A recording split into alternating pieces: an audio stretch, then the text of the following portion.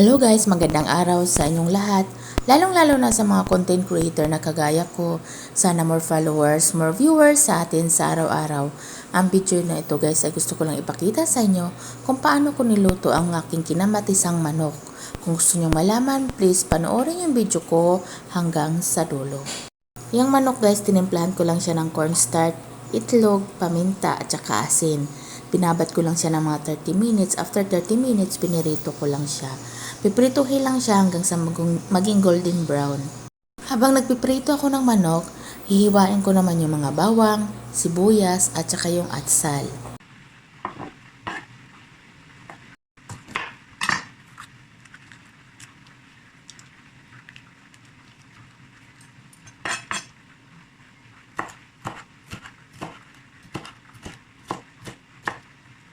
Dahil kinamatisang manok ang ating lulutuin, hindi mawawala yung kamatis sa ating recipe. Ayan, naghiwa na ako, tapos liit-liitin ko lang yung paghiwa. Tinanggalan ko pala yan ng buto guys, dahil hindi maganda yung buto ng kamatis kapag kakainin natin. Mapunta yan sa ating kidney. Pagkatapos nating tanggalan yan, hiwa-hiwain ko lang yan siya ng maliliit.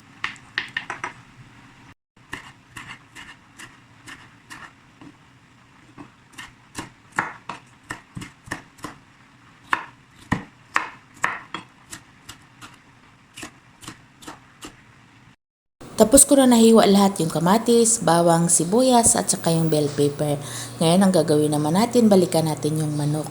Pag magpirito pala tayo ng manok guys, paglagay nyo pa lang sa manok, 10 minutes muna, wag nyo munang galawin. After 10 minutes, saka nyo balikan.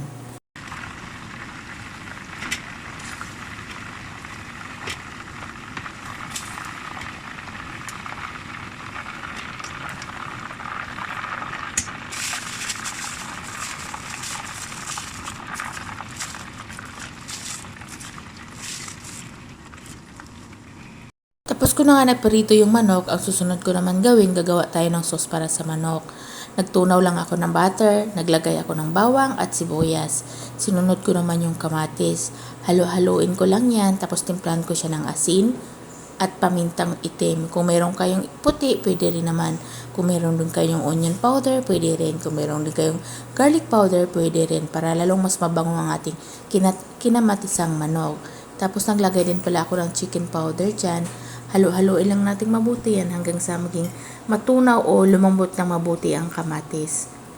Tapos naglagay ako ng konting tubig dyan para lang may konting sauce ang ating kinamatisang manok.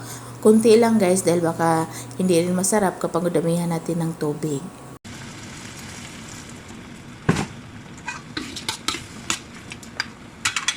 Tapos naglagay din ako ng tomato sauce. Kung wala kayong tomato sauce sa bahay guys, pwede rin naman ketchup.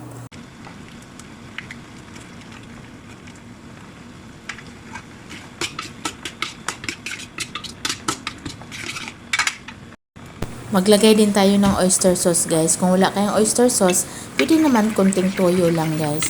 Pero mas okay kasi na oyster sauce ang ilagay natin para hindi na tayo maglagay ng asukal.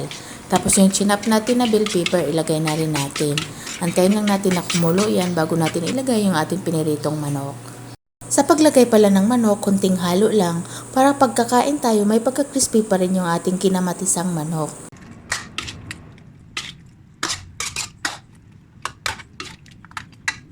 At ito guys, ready to serve na ang ating kinamatisang manok. Thank you for watching guys. Thank you so lang sawang panunood sa aking video. At sana nag-enjoy kayo habang pinapanood yung video ko. At sana hindi kayo nagsawa sa kakapanood ng video ko. Thank you sa support ang binibigay nyo sa akin guys. Thank you sa like, comment, lalong-lalo na sa pag-share at pagbibigay sa akin ng star. Thank you and God bless sa ating lahat guys. Halina, samahan nyo akong kumain guys. Thank you and God bless ulit. Bye-bye.